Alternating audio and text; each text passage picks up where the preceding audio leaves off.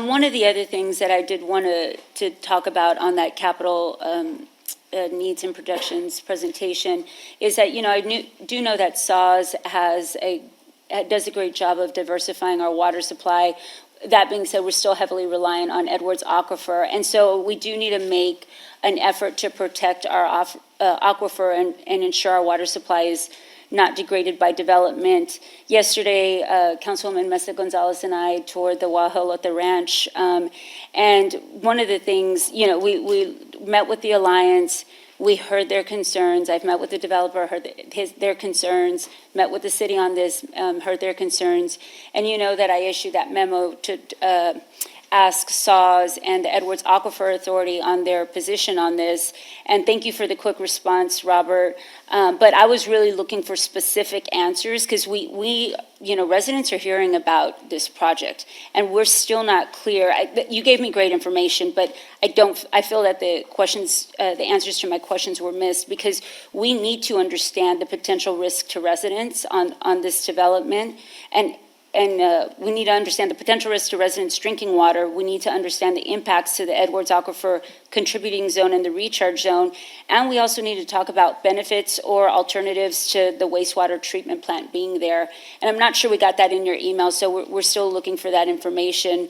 But that one's going to come down the pipe, and it's going to be heavy on all of us. And so we're not water experts. We're looking to you all as a water expert to help us with that information. Any specific information you need and want, I'm ready and able to provide that to you, including SAWS's position, including our continuing conversations with Lennar, why we did what we did.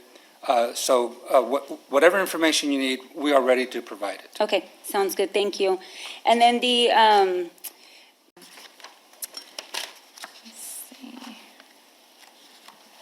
So I too did the G Ranch. I've actually been working with G Ranch project for 3 or 4 years because of the county work I did before. So I wanted to ask, they're not really on the CCN map.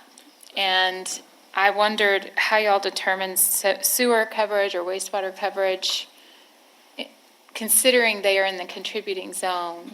And you mentioned y'all asked developers to help with the infrastructure that might be needed. Are y'all looking at reassessing and maybe providing coverage for that You're talking about the Guajolote Ranch development? Mm-hmm. That area is in our water certificated service area, but not our wastewater. Right. So we were obligated to serve water. We took advantage of that and got 9 different concessions from them on their wastewater treatment. And so that was our agreement, is what we got those concessions, those protections on the discharge water, and that's what our involvement in that was. That's how we were able to. But when they asked if y'all would provide sewer, we declined. No, it's not that we declined. We would gladly provide sewer, but they have to pay for it. And for them, it was too expensive to build a sewer line from their development to our system. They didn't want to pay. It was roughly about a $10 million cost for the sewer line. The sewer line is $20 to $40 million, depending on what option they went with.